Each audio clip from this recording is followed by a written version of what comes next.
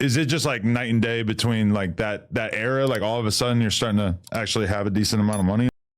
What era? Like once you put out a gang and stuff?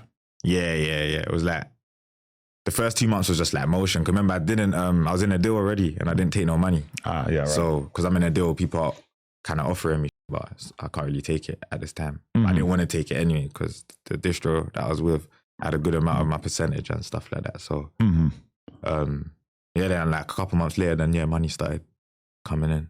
Okay. So I'm kind of putting this together in my head though, like Central C blew up a few years before you did. Yeah. But you guys are still on good terms at that point.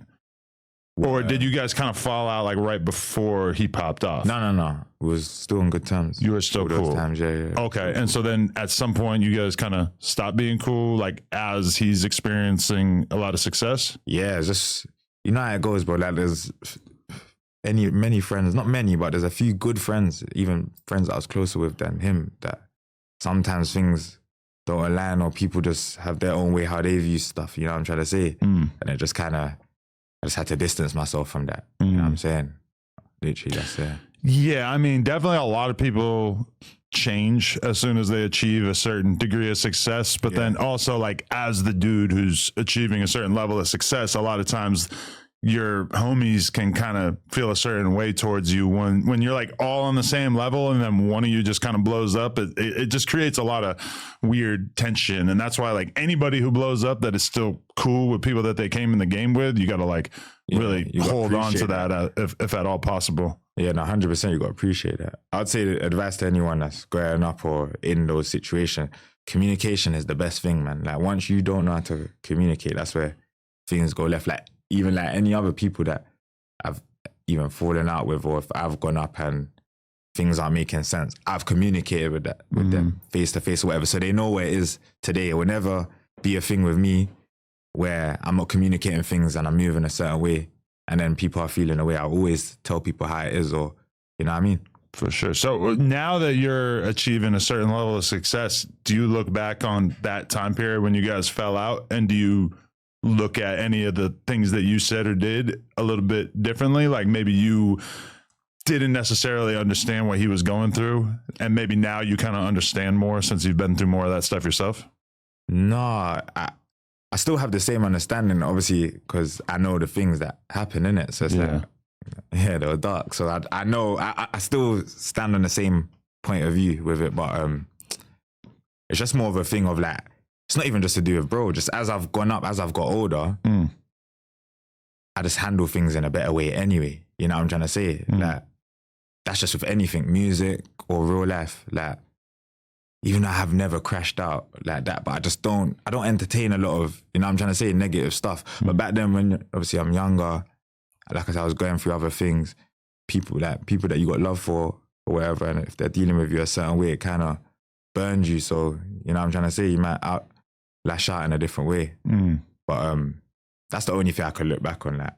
As I'm getting older, I'm just learning to just make sure I don't really indulge in certain negativity. For sure. Do you, people say, I've been told that people say that he stole your style at that time, like when he kind of popped off and maybe being, you know, light skinned and everything, maybe that he was able to kind of surge past you. Like, did you feel like that was true? Like that he kind of was borrowing a lot of your... I don't know. People say that, bro. That was bro. Like, you get when I don't get it. Like when you're bros, I'm sure sometimes you have similar traits or similar. You know what I'm trying to say?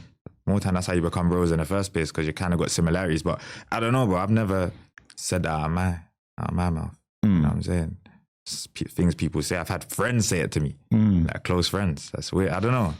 I've never seen it. Yeah, because it's like, you know, a bunch of dudes who are hanging out. Yeah, they're kind of getting ideas, clothes-wise, flow-wise, beat-wise, everything-wise. And then to the fans, they're not necessarily, you know, if there's 15 friends, like they just sort of take a couple of them and those become the important ones. And it's easier for them to come up with sort of simplified narratives about who took so-and-so's style and shit like that. Fans and people that are looking from the outside, they're always going to have their opinion.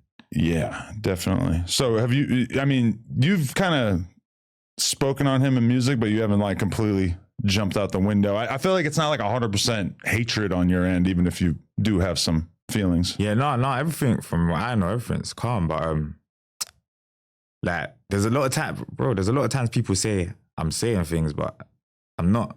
Like, I've fallen out with people that are closer than I was with bro. You know what I'm trying to say? But it's like, naturally, obviously, if I say that, then they're gonna link it to, you know what I'm trying to say? I was doing that because I was hearing you talk about somebody blackballing you, and I'm just assuming you're talking about him. But also, I don't know that. Do you get it? So I could be going through anything. Someone could be trying to blackball me through a label or whatever, and then they're gonna link it to bro. But at the end of the day, there's stuff that I say, and it's like, I don't know. No one can't say something about me on a song. If the shoe don't fit, I won't feel away. So it's just about if the shoe fits, then that's on you.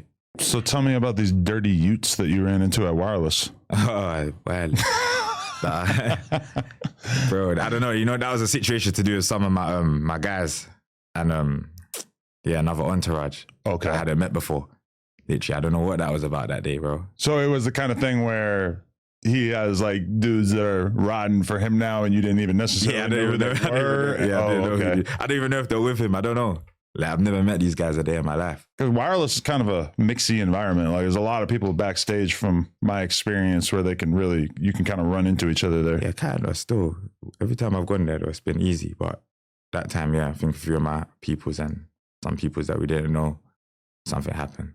Yeah, because 2019 when I went to Wireless is when I got the Young Thug interview and like a Juice WRLD interview and all this shit. And it's kind of like everybody was just together backstage in a way that they don't really do that in America. Like, they don't really do that here. Everybody rolling loud backstage. Like, it used to be like that, but now they keep everybody hella separate. Okay. Because they're scared. They've had too many fights. They have too much bullshit over the years. I feel like they're not trying to get sued for people getting into it with each other and whatnot. Yeah. But so in that Wireless situation, it was just kind of like a little skirmish that popped off, but he wasn't actually there. It was just some people that. Oh yeah, no. Okay. From what I know, anyway. Interesting. Yeah. Okay. So what is your relationship with like your old neighborhood? Like, do you still feel like you can just fully go back there, or is it a little bit? Yeah, I'm locked in over there. That's my peoples. Yeah, literally, I'm always there. It doesn't stand out to you as like too dangerous, or is somewhere you have to be? Not man's own neighborhood. Like, do you get London? Yeah. Right. You know what I'm trying to say? Because of I don't know who don't like me. I'm the one my face is out there. You know what I'm trying to say? So I don't know who's on to me. I could bump into anyone and there's an issue, and I don't know them, but they know me. So that's the issue with that. But where I'm from now, I still go to the local shops where I'm from, barbershop, this, that. Family, some of my family's still there, uncles, this, you know what I mean? Because like the traditional advice that I heard like a million times in the rap game is basically like, there's no place that you're more likely to get killed than where you're from. Do you feel like that's true in the UK as well? Yeah, I feel like it is, but it's just, for me, saying where you're from, I would just say London. I wouldn't say my actual hood where I'm from. But yeah, London in general, yeah, that would be the place I'd say where I don't want to be. You know what I mean? Everything 420 really is that one-stop shop. Whether you're looking for your go-to gear or something new and unexpected, they got options for days, and they're always dropping mystery boxes and deals. The E420 app is clean, shipping is quick, and they literally have everything. Don't forget to use code NOJUMPER at checkout.